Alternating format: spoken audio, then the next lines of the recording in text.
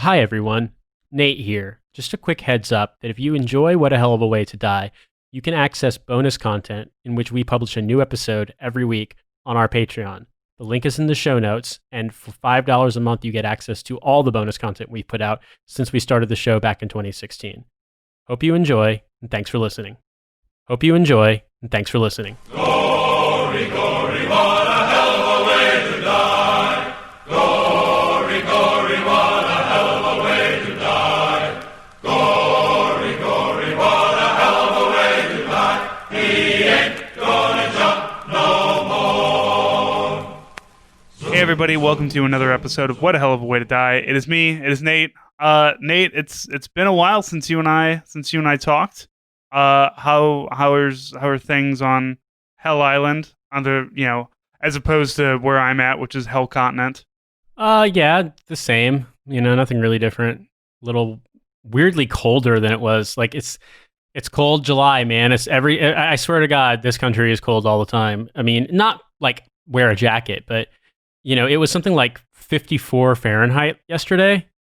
Now that's not a normal temperature in July. I remember being in Washington State for cadet camp, and we were out in like Yelm area, like near where Joe lived before he moved to Hawaii because he's lucky as shit.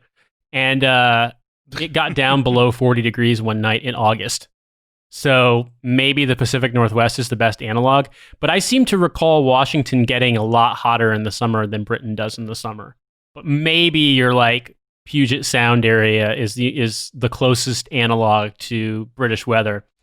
But other than that, I mean, the open corruption continues unabated. The Labour Party is run by right-wing assholes now who are basically trying to position themselves as like, what about the dang deficit, when the Tories are trying to do large amounts of spending to offset the huge economic shock of the pandemic.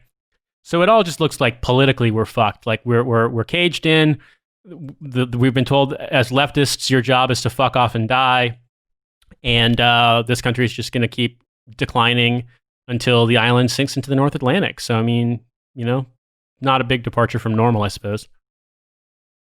In Wisconsin one summer, I was at Fort McCoy doing some good old Army training, and within 24 hours, we had cold weather injuries and hot weather injuries. Sounds about right. So, yeah, it was that mix between like me. I had been to Wisconsin, and we were all sleeping in unheated, unair conditioned tents. So nobody brought the proper sleep system.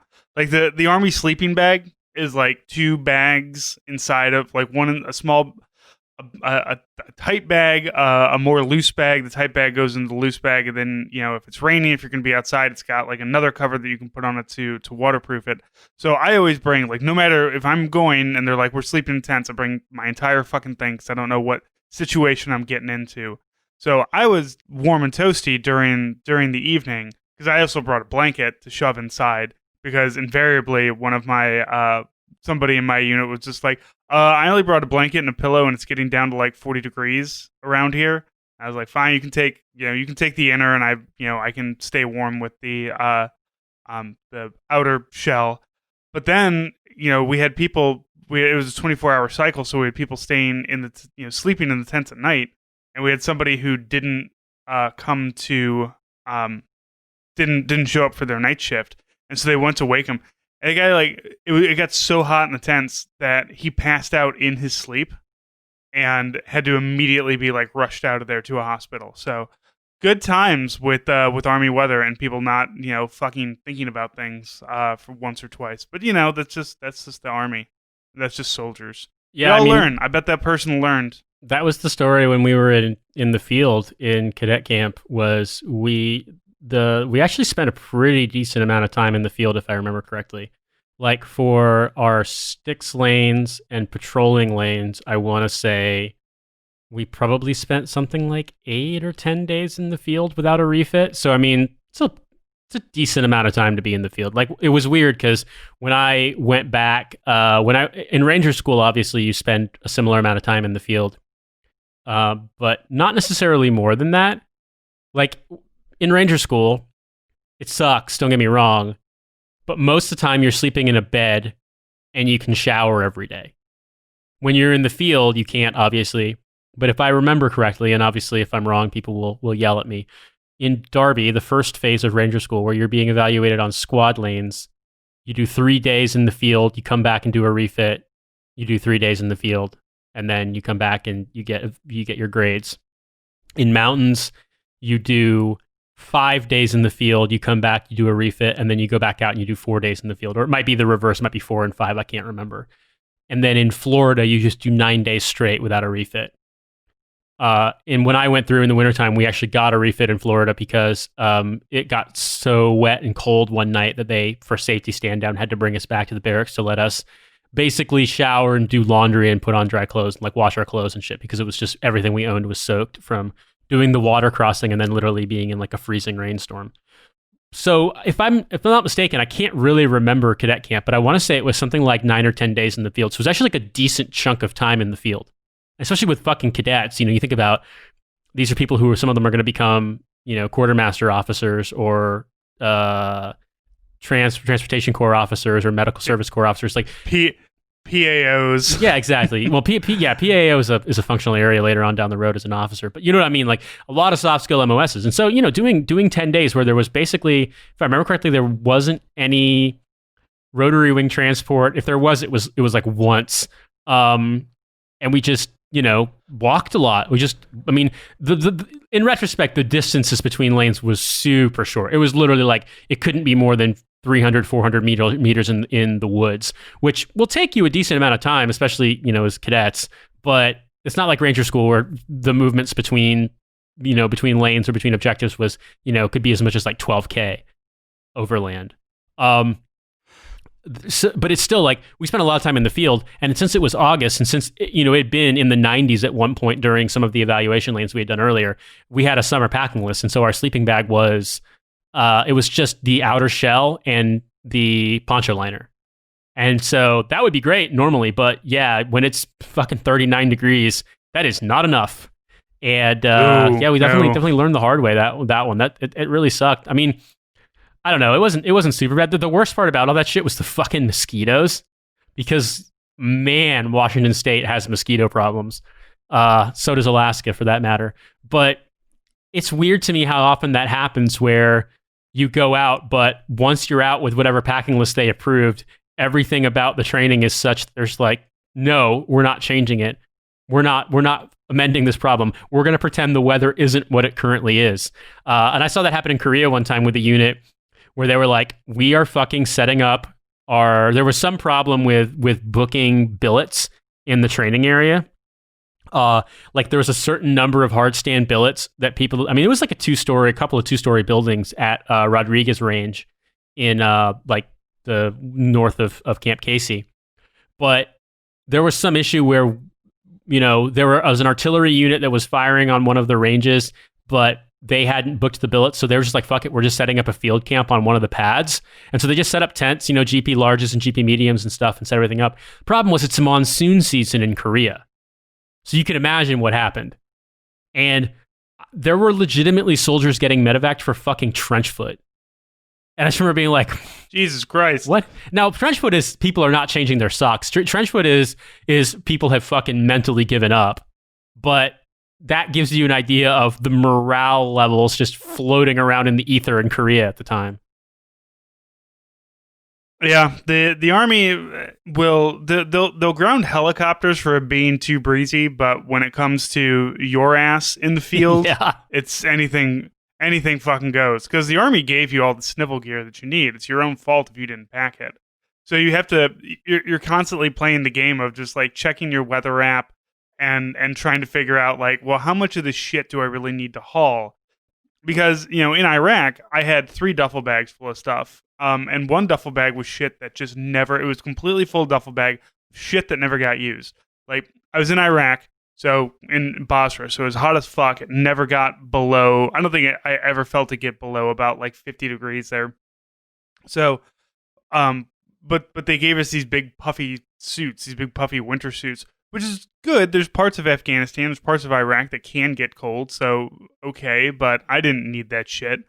And so, and just like the chemical gear and everything, just all that stuff just shoved into one duffel bag, and underneath this, like I'll move it in a year when I, fucking rotate back home, I guess, because I don't need any of this shit. But God help you if you don't have it, God help you if like you're running around, you're just like, I should have packed the wet weather gear. Always look for any of you who are dumb enough to have joined, just like myself and Nate. Let us give you some words of advice. Always take your wet weather gear, all of it. Take all of it. Always take your full sleep system. Take all of it. And always take, like, at least, if you're gonna take a lot of extra underwear and socks, because whether you need them or not, sometimes it feels good to just change your underwear in the middle of the day. So yeah, I would say, tips. I mean, obviously, if you're light infantry and everything has got to be carried on your back, then you can't really. But I mean, I found when I was in training in actual units and not fucking stupid army training schools, that we would often be allowed to pack a B bag or a C bag that would, either go in a container or go in a vehicle to the training area. If you're going to be staying in tents with heaters, you just bring what they tell you to bring. But obviously, like, if you're going to be out fucking trooping, yeah, bring everything. I mean, especially if you can bring like foot lockers and shit, or you can bring a B in a C bag. Yeah, bring your whole sleep system. Bring all your snivel gear. Bring some diaper rash cream. Bring baby powder. Like, just stuff to make your life a little easier. It's one of those things where, I mean, I've washed my gross uniforms in an ammo can with a spare toothbrush and some wash pad, like some laundry detergent. You can survive that shit. You can make your life a little bit easier. It's just one of those things of, no matter what, whoever's preparing the packing list is still a human being, and if you can foresee a situation in which you would really, really desperately want a thing, and like you have room in your bag, then just put it in. Obviously, that doesn't apply if you're in Ranger School, where literally they'll like do an inventory and you have to have everything on the packing list and only what's on the packing list, and you'll absolutely get like demerited out if you either don't have an item or have too many items. So got it, Roger. But right, in the real army, in the actual army, where they're not trying to kill you, to prove that they're tough enough to do it. Yeah, you tend to have a little bit more latitude. Obviously, like as a junior soldier, maybe not so much, but I don't know. I seem to recall us giving all of our soldiers the right to at least pack some kind of bag that's like a follow-on bag, because we would jump into the field with just our rucksacks, like out of a plane, and then you have all your shit in there that's in your packing list. But like, if that was all you had, you're not, I mean, that's, I don't know, that's kind of an absurd thing to do for soldiers, and then have them expect to last, 3 weeks in the field with no refit. So anyway, well, you know what you can't pack in your A bag anymore to go into the field is a Confederate flag. Damn. Though if you would actually pack that, that'd be weird.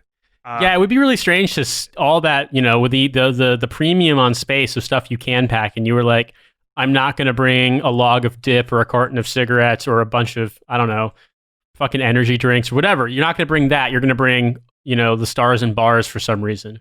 That would be very weird, but I mean, some people are that dedicated to the cause of being a dumbass. Hell yeah, we are. They're soldiers, man. What do you expect? So if they're one of the raging debates that happened, a year or a week ago, I'm not sure which, was the renaming of military bases. So now that Black Lives Matters is in such a full swing and is such an uprising, like, unlike what it was in 2014 in St. Louis, it has now become a global event. And it's, never let people say that protesting didn't change anything. Now, it's not changing the thing that we actually want changed, which is systematic racism and police departments being complete a-holes. But, it is forcing some other changes. And so at the forefront has been the debate about 10 of our military bases, some of them big ones, being named after Confederate generals. And or Confederate soldiers, Confederate generals. Benning, Hood. What other ones are there? There's Bragg. Fort Bragg is Benning, named after Hood, Braxton Bragg. who was a Right. Confederate general. Apparently, a So really shitty Confederate general. yeah. So those are three of the biggest bases. I mean, Benning is where the infantry And is armor. trained. Hood. They've moved the whole maneuver center from Knox to Benning. So now all tankers, all infantrymen, all get trained at Benning. So it's gotten even bigger than it was when I went there for the first time in '05 for airborne school. It was huge, but it's way bigger now. Yeah, and then Hood, isn't Hood where artillery is now? No, Hood is was it First Armor? I think. Sill is where artillery is. Sill's artillery. But anyway, Hood's down in Texas. Hood's one of the biggest. Hood is the biggest base in America based on land, and Bragg is the biggest base in America based on numbers of soldiers assigned there. So, that gives you some idea of the extent to which people who are in the military are going to be on bases, installations named after Confederates. The biggest amount of training land in America, and the entirety of U.S. Forces Command, and a bunch of subordinate units, and like Army Special Operations, all Special Forces regimental headquarters, 3rd Special Forces Group, like all these units at Bragg, and named after a goddamn Reb. Yeah, so we've got, and if you've been in the military long enough, you've touched one of these bases in some way or another. I did basic training at Benning. You did airborne school there, and infantry school, I imagine. Yeah, I did airborne school, infantry school, ranger school, infantry captain's career course there.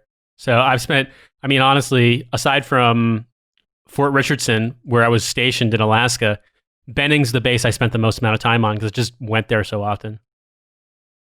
So, of course, people, generals and whatnot, they're all wanting, like, we have to change. We have, we're considering the changing of these American bases, which is fine. It's nice that in 2020, y'all have finally figured out that the rebels during the Civil War were the bad guys. But I suppose that, it's a lot of that, Reconstruction. We could argue. I'll bring Joe on to talk about Reconstruction at some point. But I think it will basically culminate to, no, we didn't burn down the South enough for them to learn a fucking lesson. So, it is what it is. We're finally getting around to it, and the new defense funding bill is allocating about $1 million to rename these military facilities. A lot of There's no shortage of generals. I mean, we could name a base after Harriet Tubman, man. She was like a military, they called her the general. She was a spy. She did all kinds of things for Union soldiers. Name a fucking base after her. Like, it's too easy to find non-traitors to name your military bases after. What do I know? So, of course, though, we've got our beautiful wet president who is very upset at the idea that we would change these military bases, and like it's one of those, that like if you pulled Donald Trump aside, if he wasn't president, if he wasn't if he was just, and no cameras in front of him, it's just you and him talking, and you're just like, hey, there's some military bases and we're going to rename them because they're named after Confederate generals. What do you think? More than likely, just like most people in the world would be like, I don't give a fuck what you people do. I'm Donald Trump. I have more money than God. Do whatever the fuck you dumbasses want. But because he's a reactionary president, because he's president fascism, there has to be an argument. There has to be yelling about it. There has to be, no, we can't change the name of our big, beautiful bases. I believe the press secretary said that that we can't change the base names because it's, for some soldiers, it's the last piece of American soil that they see before they go overseas and then die, which is a weird argument to make to any soldier. Like, don't worry, soldier, we won't change the name of Fort Hood, that place that you mobilized out of for like a month before you went over and get shot by an Afghan National Army dude who's high on opium and was paid $100 by the Taliban to murk your ass. Don't worry, we've got your back here. It's just a dumb argument, which, I mean, that's what this administration is. So Fort Richardson when I got stationed there was called, U.S. Army Garrison Fort Richardson, and it's connected to Elmendorf Air Force Base. You literally there's a sort of an internal gate, but sometimes they check IDs there and sometimes they don't. Like you can drive, there's a long stretch that basically feels like a fucking Siberian highway from Richardson, and then you drive, I think 10 minutes, and then you're on Elmendorf side. They were two bases that were connected, but they were distinct entities. And then while I was stationed there, maybe even while I was deployed, I can't remember, they changed the formal name to Joint Base Elmendorf Richardson. So JBEAR. Now, technically, the components of the name are the original names, but the name did change. It's now JBEAR. It's not Fort Richardson anymore. So no one made that argument because it's a stupid fucking argument to make. And there are lots of bases in America that aren't named after Confederate generals. So in the grand scheme of things, we change names when we want to. It absolutely doesn't matter. And the idea that anyone has any fealty to the base they were stationed at is such a weird thing. Like, in a way, that feels like, hey, let's go down the comment section on this fucking Newsmax article and see which one of these lead poison boomers has come up with what we think is the most compelling argument to make. Now, make sure that no one who responds to this prompt has ever been in the military. Because that's the thing, right? Like, I don't give a shit. Do you give a shit? No, I've been. You know what? A base that I spent 2 weeks on, Fort Lewis, doesn't exist anymore because it's now JBLM, Joint Base Lewis McChord. It's the same thing. Well, I mean, change the fucking name. Who cares? Every army base you go to has brown signs and buildings that look like shit. Any army base you go to looks the same. It doesn't. Some are in nicer places than others. You might be in Camp Ederle in fucking northern Italy. You might be at Fort Irwin in the middle of the goddamn desert in California. You might be at Hood, which apparently is a horrible, horrible place to be stationed. You might be at Yongsan Army Garrison, one of the nicest bases I've ever been to in my life. You might be, 20 miles north, Camp Casey, hands down the worst base I've ever been to in my life. Like, all bases are basically the same. You're in the Army. It doesn't really matter. Like, there's nothing beautiful or scenic or memorable about these bases. I mean, at least not in the facilities themselves. Benning had some amazing gyms. Bragg had some great gyms too, but there were a ton of fucking soldiers. So, it just was a bit of a nightmare to find a place that wasn't crowded. Richardson kind of sucked. One pretty good dining facility. A couple of bad ones. The Elmendorf Air Force Base had an amazing gym, had an amazing dining facility. Like, Elmendorf was so fucking sweet compared to Richardson because the Air Force just treats you better across the board.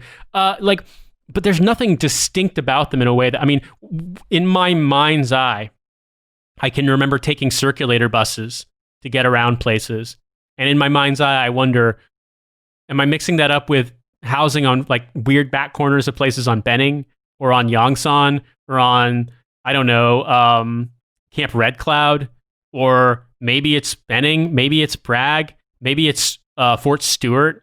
I don't know. Like, I've never been to Drum. I've been to Ethan Allen Proving Ground in fucking Vermont. Also brown signs, shitty buildings.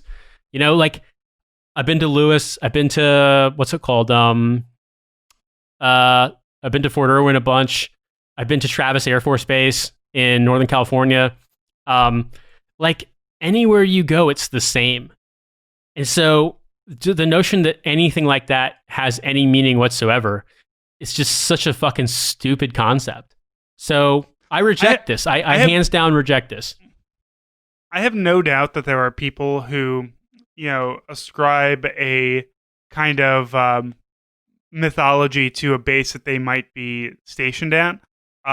Certainly talk to any 82nd Airborne person for 10 minutes, and they will tell you all about how great, Bragg is, and how great the 82nd is, and how great it is just to be in the Army. You stupid fucking leg! How could you even know? I'm airborne. You'll never understand. You'll never be on my level. I get that because I had that at one point. I had that being PAO, showing up to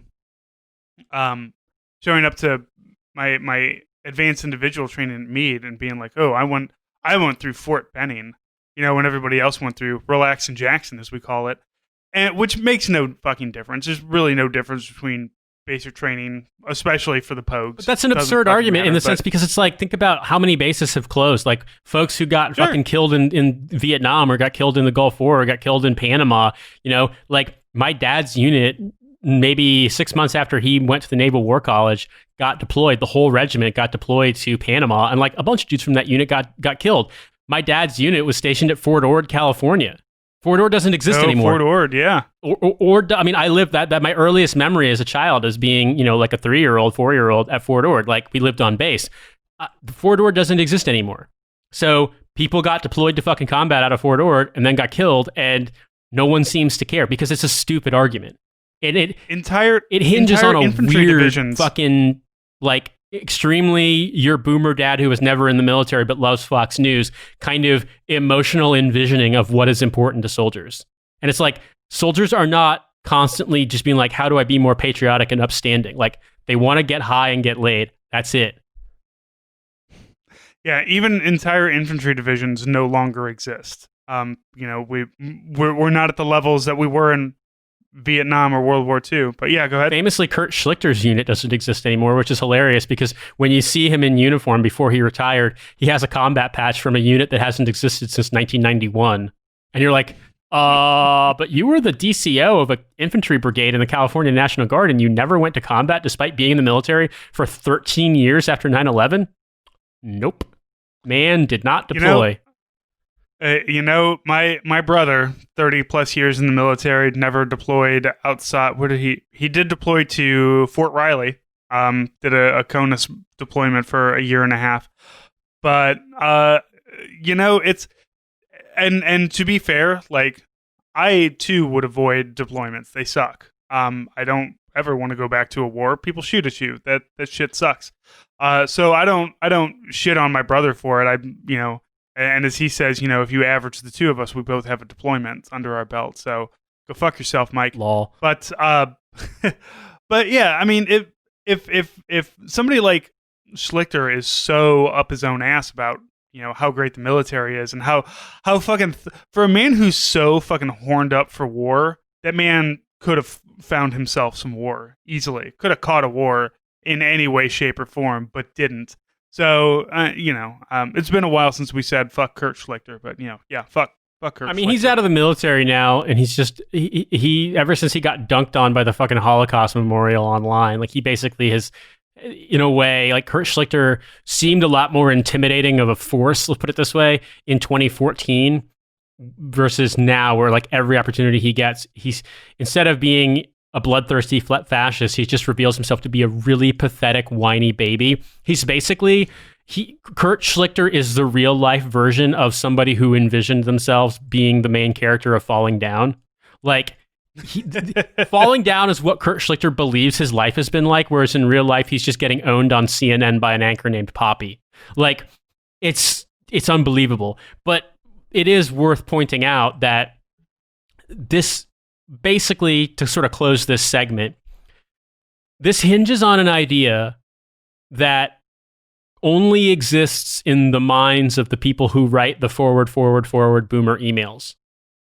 It's a conception of the military that has no bearing in reality. It's an over-romanticization of a kind of like weird patriotism that, honestly, I never experienced while in uniform. There are some times when I was like, hell yeah, this is patriotic. I take that back. There was one time, and that was swearing in ceremony for some of my soldiers who got American citizenship. That was pretty cool. That's basically it, though. Other than that, the flag is the thing that you hate because it fucking forces you to stop your goddamn day and salute it. Like, oh my god, colors, man. 5:00. Everybody set your watches so that you're inside, so you don't have to fucking turn and salute a notional flag in a vague distance. It was kind of funny because I remember, being at bases like Richardson where it was taken pretty seriously, and I'm pretty sure it was also taken pretty seriously at Bragg, where folks stopped. I mean, certainly as a kid, dude, oh my god, at Patch Barracks in the early 90s, like when they played to the colors, everyone like got out of their cars, like civilians, like family members got out, everybody got out, stood, the kids put their hands on their hearts, the parents stood at attention, that kind of thing. So I remember one time I heard to the colors when I was a captain at Camp Casey, and I got stopped in traffic, pulled over, got out of my car, did the thing, and like fucking people were honking like "fuck you," get out of the way and shit. I was just like, like I don't like getting yelled at for doing the right thing. But what's funny is that on one hand, I'm doing this because for some reason, as I got closer and closer, just full on fuck the army, I weirdly got more into doing the right thing as a means of sort of demonstrating how much I hated the army. Does that make sense? Like, in a way, I was more squared away, more attentive to detail, more fixated on getting shit right, and like really dialing into details and precision on stuff. Because in a way, I wanted to be like, on one hand, I fucking hate the army, fuck everything about the army. On the other hand, like, guess what? I'm really, really good at this. Deal with it. Like, you have to deal with the duality of someone who hates the army and is also extremely good at being an army officer. And so I realize I'm inflating my own story here. Don't get me wrong. Like, I fucked up plenty of things. But there was this weird, like, instead of being a shammer, I found myself instead being really, really into, like, playing the role because I hated it so much. And I don't know how to explain it, man. Like, I can't even fucking figure out my own psychology on this. I'm 100% with you. Like, I became a better NCO when I hated the military more mostly because I didn't want the other soldiers to, I could see that the other soldiers in my unit also hated the army. And I just wanted to be like, no, I mean, you guys have a lot of opportunities here. You can make something. You're young, go to college, use the benefits that you have here. Don't, you're in a unit that's like very easy to be in because there's nothing that we do. Like, our mobilization is to Texas. Go to Texas, make a shitload of money. I made my captain, who she was just like, I don't know if I want to go. I was like, ma'am, you got to go. You are going to make captain pay down there and not have a single bill. It's going to be great. Go to fucking Texas and come back with like, 25 grand in your pocket, and you'll be set for a while. So, it does have that, there's no hope for me, but you can save yourself kind of thing. But yeah, also the, like, as you said, like, I hate this shit, but I'm good at it. And you have to deal with the fact that somebody who hates this and thinks it's bullshit is also really good at doing it. And I guess it's kind of like you're fighting all the people online who tell you that you're, the right wingers who are like, you're a shit soldier because you're a Marxist and you hate America, this, that, and the other thing. It's like, I'm not a Marxist. I don't hate America. I am a leftist, though. Go fuck yourself. Also, I'm great at being a soldier. I can hit a target at 300 meters, no problem. I can shoot, move, and communicate. I can do all these things. I'm a great fucking soldier, and you'd be lucky to have me, goddammit.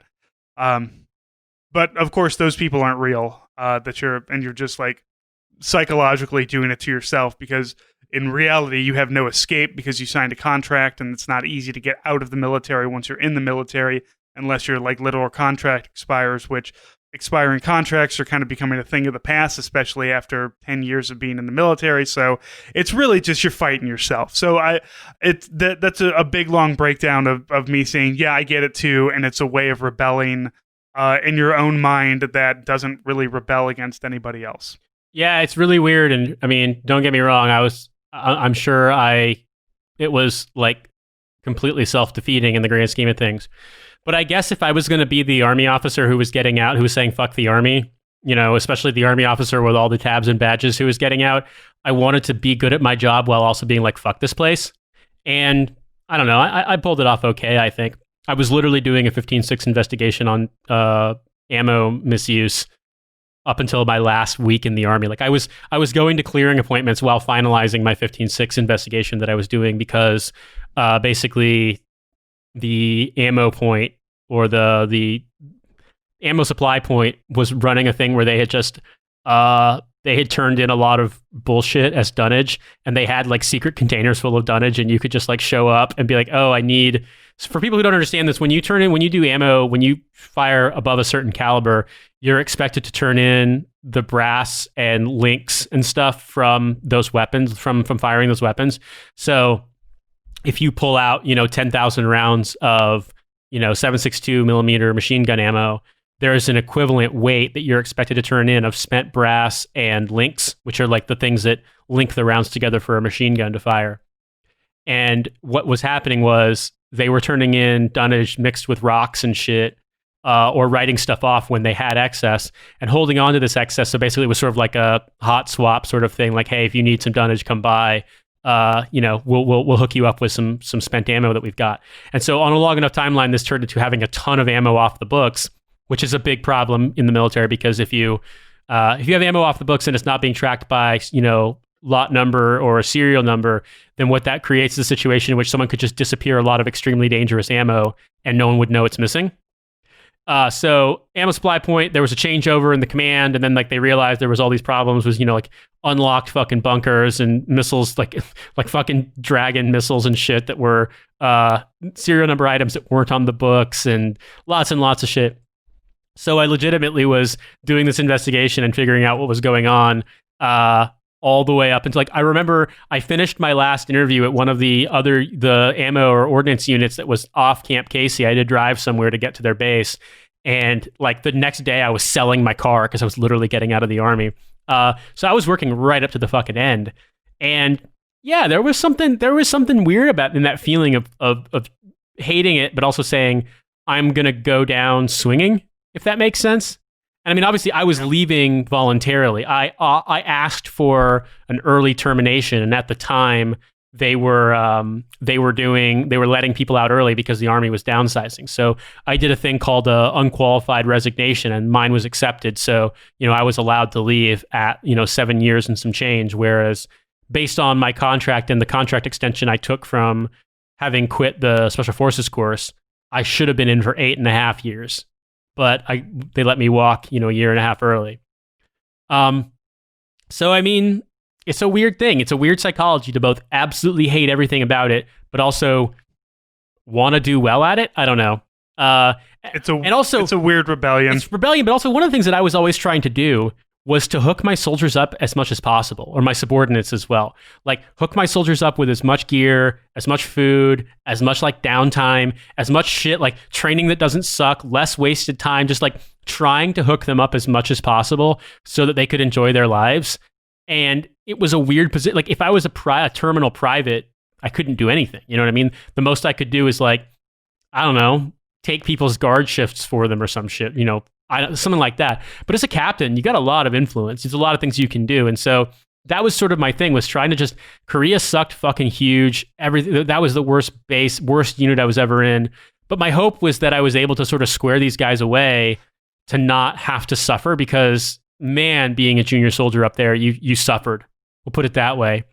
And so, it's a weird mentality. And then, of course, when you think about trying to do that shit, trying to do the right thing as best as you can, and then you hear stories about like Vanessa Guillen, it just blows your mind because you realize how fucking shady the army actually is. So I want to read from let's take the most removed perspective possible. This is from a BBC News article from yesterday. The headline reads, Vanessa Guillen, Army confirms remains are of missing soldier. Excuse me.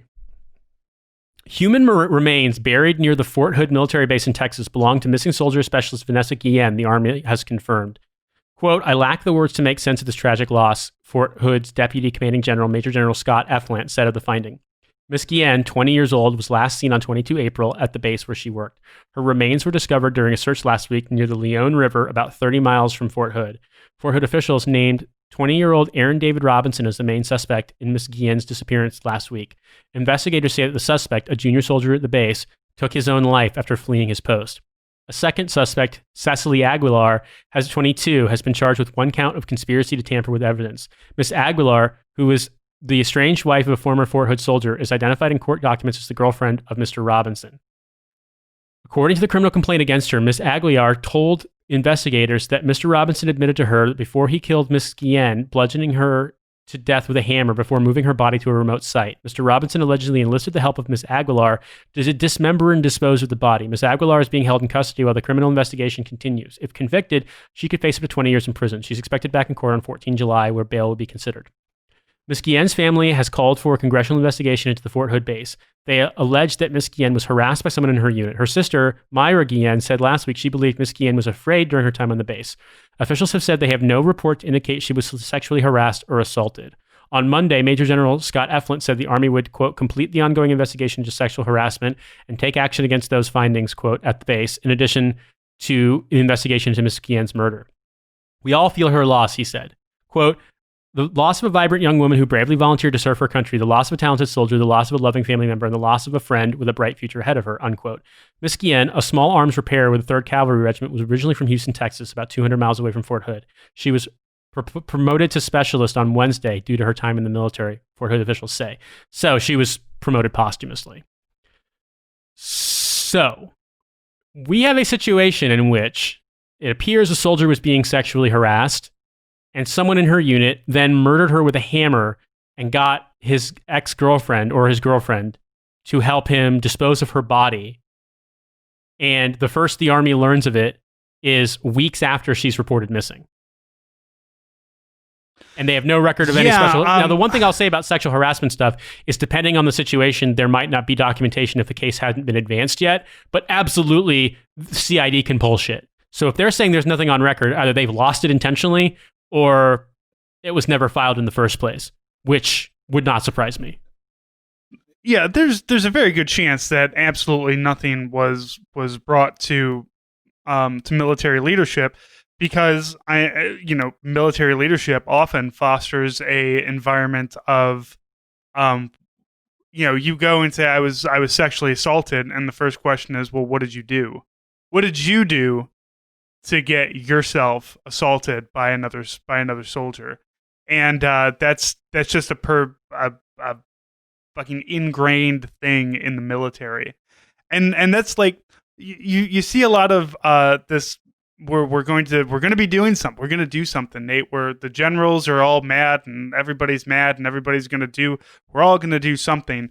And like, to be honest, this is the only reason anybody's paying attention to this is because the Guillen family fucking held feet to the fire, and they said, no, we need answers. Our daughter did not go AWOL. Our daughter did not just disappear. And the remains were eventually found by somebody else. But like, while looking for these remains, they found other remains. They found other dead, people out there. And it's like, not only what the hell's going on at Fort Hood, but what the hell's going on in the military in general. And this is one of the, like, we say don't join the Army. But I would say if you're a woman, especially don't. Because, I read a article from a woman who was in the military, and she would go to various bases to work for, a couple of weeks, and then she would leave. She went to Kandahar and was met by another woman there, and the other woman, the female soldier was saying, hey, don't go anywhere by yourself. Don't keep your eye out for things. Where's your weapon? And if she's like, I wasn't assigned a weapon. She's like, okay, that's going to be a problem. You should probably have a weapon while you're here, not to protect against the Taliban, but to protect against your fellow soldiers. And, it's kind of like this underground, not like no matter where you're at. And as straight white dudes, we don't really, see these lists because usually we're the ones that are on the list, right? So there's always these lists, and there's always this kind of like underground for minorities or for women, and it's not just in the military. It's anywhere where they're like, look, you might be in danger just because of who you are, and here's some things that we're just going to tell you. But if you say anything to the actual leadership, they're all going to call you crazy, and they're going to say, oh, that doesn't happen here. We don't have that problem here. None of our soldiers would ever. But it's obviously happening constantly, and reports aren't being made. Reports aren't set up. Reports, or somebody gets assaulted or harassed, and just like, well, what the fuck's the Army going to do about it other than punish me? Push me out, send me somewhere. And that is really how the Army looks at sexual harassment and sexual assault. Any direction, any gender, it's the victim's fault. What did you do? Because the first time you hear about it is, of course, somebody did something to me. And you, Nate, as the captain, now it's your problem. And nobody wants to deal with it. Nobody wants to deal with having to do an investigation in sexual assault. And even if you did, you start doing an investigation. Of course, the person who did the assault or did the harassment is going to deny it. They'll probably have buddies that back them up. And in a lot of cases, they're, a good soldier. Oh, they show up on time. They do the things. They're, a 290 on their PT test. They're this, that, and the other thing. There are all these things that make them the shining example of being a soldier, which are all just like basic shit. Like, showing up on time and running fast does not make you not a rapist. That just makes you somebody who owns an alarm clock and goes jogging. So you have this just permissiveness of it, and it's absolutely infuriating.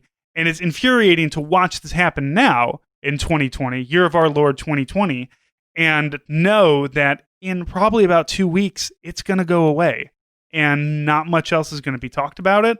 I'm sure the Guion family is still going to be demanding some kind of congressional hearing, but that's just not going to happen because we don't have an administration that does that. We don't have a military that does that. We are not, we're not this fucking shining beacon on the sea kind of, military or government or institution or whatever the fuck that you think all of us people in green suits with guns are. We're not that. We are a bunch of fuck ups. And the people who are higher up are a bunch of fuck ups with college degrees. And nobody wants to deal with these things, so they just don't. Because who the fuck cares about a PFC? A 20-year-old female PFC who fixes the M9. Who cares, Nate? And that is the long and the short of it. That is the horror of being in the military. Like that, it's just not. Well, yeah, if you're disposable in combat, you're disposable at home station too. Ultimately, that's what it comes down to. And I've seen so many things happen with soldiers who were killed or injured in preventable training accidents because someone way echelons above them decided that whatever the training was, it was a priority, even if it was unsafe, and they did it anyway. And the consequences for things like that are pretty mild for the people who do them. The consequences for the people who are victims are obviously, fucking fatal many times. Something that I think would be great, if possible, amongst our listener base, is we'd love to talk, and obviously can grant total anonymity to any women soldiers, female identifying soldiers who have experienced stuff like this in the military. But also something I'd really like to do, if we could, is if anyone who was a sharp rep could speak in obviously generalized terms, because we don't want to violate confidentiality in any way, but in generalized terms about how seriously or unseriously the military takes this and what their day-to-day was like. I'd love to have you on and love to do a one-on-one interview with you. Because it's one of these situations in which I feel like we can react to it and be disgusted by it. But quite frankly, I'm a cisgendered man. I have no idea what it's like to have that fear, if that makes sense, to have to worry, to have that be a legitimate concern. Like that if I step in the wrong place, it's unlit, I could be assaulted by my own fellow soldiers. And in a way, I'm not trying to downplay the risk. If anything, I'm trying to say I would love to hear people talk about that, because I feel like that makes a very different perspective on what being in the military is like. And I do think that for some reason, people who are considering joining the military listen to this podcast. And so in a way, I feel like it would be very helpful to perhaps speak about those experiences if you're comfortable doing so that folks who are not in the military or who are thinking of joining or who are in but aren't aware of these things might, get informed and be more sensitive to it and also understand the scope of the problem. Because I remember hearing things here and there. I remember situations happening. I remember concerns, but because they were never my direct subordinates, I never really knew all the stories, all the particular details that would be reported to me if they were. And also when I was in infantry units, and infantry units were mostly, they were all male. I mean, you had some attachments, you had some combat multiplier units that sometimes were, mixed gender, but by and large, it was all male. And there were instances of sexual harassment, sexual assault amongst male soldiers. But those became elevated very quickly above unit level because at the time Don't Ask, Don't Tell was in effect. So it was just, I don't really have perspective on it besides what I've heard from, female veterans and from headlines, basically. So I'd love to give people a chance to talk more on this topic if they're interested. And, obviously you can reach out to us on Twitter or at Sergeant Joker at hellofawaytodie.com. And, we'll happily make time to speak with you. On a slightly less dark note, Francis, do you want to talk about the bonus? Yeah. So I recently got a hair up my ass to rewatch the movie Constantine. And because we live in a fucked capitalist society, I can't imagine watching a movie like Constantine for my third time without creating some kind of content for it.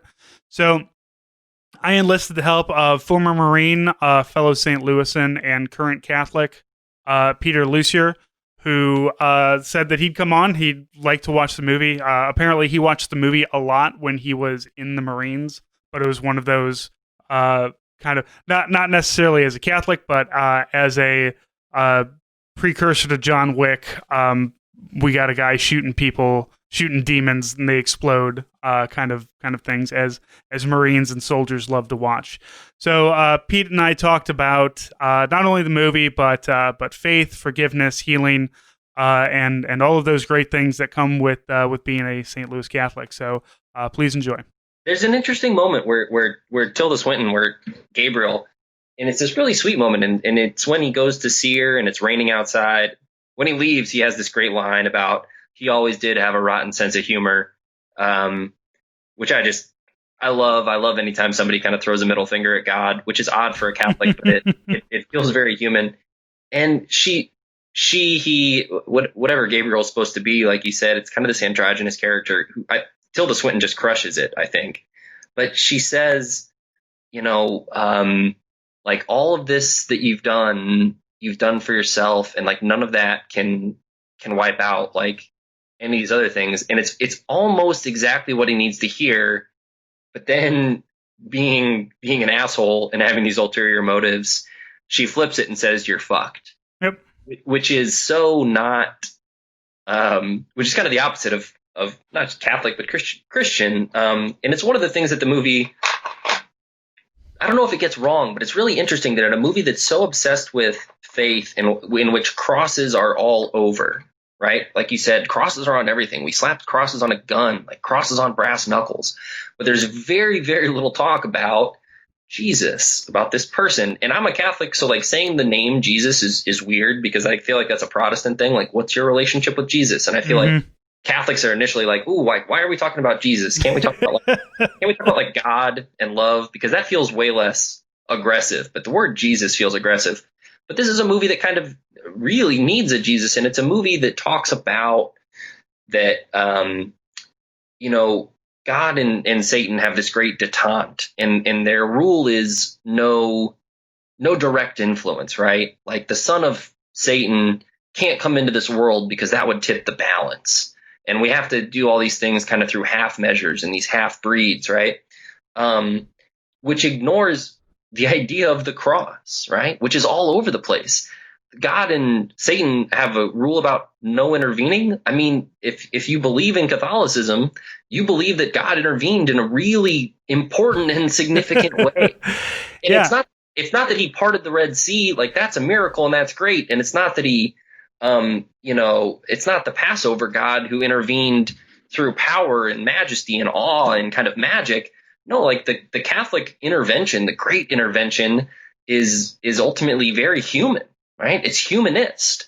It's that the great intervention of God is that he wanted to be like us, right? Like that he took on flesh and walked around with us, that he drank with his friends, that he was subject to their same limitations so that he could know them better, right? Like this isn't Marines walking around on a patrol with Kevlar and flak on. No, this is a man who took on all the vulnerability, right? Like all of the anxieties of being human to the point of, undergoing a really horrific death just so he would know what that's like and could say to us like, the opposite of what Tilda Swinton says, which is you're fucked.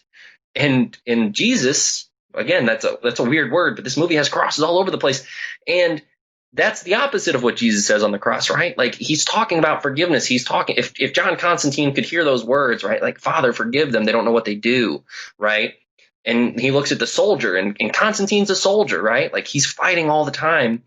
And Jesus looks from the cross in agonizing pain and says to that soldier, like, you'll like, truly this was the Son of God, says the soldier. He looks to the other thief and he says, truly you'll be with me this day in heaven. It's really interesting that the conceit of the movie is non-intervention. And Constantine needs an intervention. And if you're Catholic, and if you kind of stick with the major parts of it, Jesus is a big part of that idea of being Catholic. And Constantine, y'all motherfuckers need Jesus. Well, Constantine needed some Jesus in that moment, and not what Tilda Swinton ended up telling him, what Gabriel ended up telling him, which is that you're fucked. Yeah. I read a couple of things about people trying to make the argument for Constantine being a Jesus figure, but that just didn't, like, there was no, I mean, certainly, Jesus was tempted in the mountains by the devil and everything, but, like, Jesus knew who he was, so Constantine knows who he is too, but Constantine's kind of an asshole. I guess this is like, I don't know if it's supposed to feel like, if the entire concept of Constantine is supposed to be a up to date, like, gritty realization of Jesus in, I don't know when the graphic novel was made, but whenever 1990s, 2000s, or whenever. It doesn't feel that way because, like you said, there's a lot of God talk, but there's not a lot of Jesus talk. Even with all the crucifixes, even with the spear of destiny, which has the blood of Christ on it, they're just like, yeah, that's got some guy's blood on it that we need. But the real thing here is these demons, like God, like the Constantine movie, God and the devil. While we do meet the devil, and while God does have a hand in removing the wings of Gabriel after he finds out that Gabriel betrayed him, they really don't have anything to do with this. This seems to be like all the side players, all the the fights that are just happening on Earth, and there's just this little tiny pocket here. So, and as somebody who watches this, and I start to wonder, is like, well, what are things like for the John Constantine in Portugal? What are things the Russian John Constantine? Who are those guys? Because the Catholic Church is everywhere, and I can't imagine that, like, the only demons that are trying to come through are in New York City. That's just where everybody happens to be when they did a casting call, I guess. Yeah, I think in a couple of things, and to your point, to your most recent point, yeah, like, this is a very American Catholic movie, and it's a very American movie because the answer to everything is to shoot it, right, or to punch it, and it's a Catholic movie. It's an American Catholic movie, so yeah, I don't know if the John Constantine in Portugal or Argentina is like kicking demon ass, or if he's a little more concerned with talking to people or other nonviolent forms of building community. But to the point of, is Constantine a Jesus figure? Well, anytime you have a JC initialed character, you kind of get alarm bells going off that maybe this is supposed to be, a Messiah. But I think, it's very much an anti-hero. It's very much an inverted idea of Jesus. And I see a lot more, not of Jesus iconography, but of the church and of the people, right? Because this is a guy who keeps fucking up. Yeah. He just can't get it right. And in the Bible and in the stories that we inherit that are part of our faith, like, that's us, right? This is the Israelites wandering the desert who just keep fucking up, right? Like, they've seen it time and time again. They're delivered out of Egypt, and then they start idol worshiping, right? And then they have a home in Israel, and they fall into this other stuff. And so, the Babylonians conquer them, and then the Greeks conquer them, and then the Romans, and they just keep messing up. They just keep not getting the message, right? They just keep forgetting that, the idea that God is love and that they're loved, and they keep doing all these other things. And what's more human than that, right? Like, that's what we all forget all the time. We all forget that we're loved, right? And we all forget that we can attain salvation. We forget these things, and we let fear rule us, or we let anger rule us, or we let all these other things, and then they lead us to make all these poor decisions that we all make, whether it's joining the military and shooting guns at people, or whether it's not being kind and compassionate in a relationship, or making fun of somebody else. Like, all these peccadillos, great and small, that we commit. Like, that's John Constantine. Like, he is flawed through and through. And so I look at him, I'm like, oh fuck yeah, like, that reminds me of me. Like, I certainly understand what it's like to want to tell a cop in the middle of the rain whose sister just died by suicide to not want to be kind to that person in that moment, right? Not to reach out to them and to let there be separation between us. Like, yeah, he's not a Christ figure. He's much more like you and me and the rest of us kind of messy humans who just keep fucking up. And then we get at the end what I think the Bible tries to remind us is that even though we keep fucking up, like, there will be ways, and we will be given more opportunities to redeem ourselves. And there's always forgiveness that's possible, on top of some really cool shit that the rest of us like to geek out about. Like, the moment when he wraps that rag around his hand and he lights it on fire when they're in the street. Yeah. Do they ever explain in the movie what that is? I looked it up online. No, what was that? It's supposed to be the Shroud of Moses. What? Which he just casually lights on fire to get a bunch of some demons. Let me light the Shroud of Moses. See, again, why does he have these things? Everybody, thank you so much. You can follow me at Army Strang, follow Nate at In These Deserts, follow the podcast at Hell of a Way. We're on Facebook. We're on hellofawaytodie.com. We've got stores, we've got stories, we've got all kinds of great stuff out there. Feel free to peruse and reach out to us. You can always send emails, sergeantjoker at hellofawaytodie.com.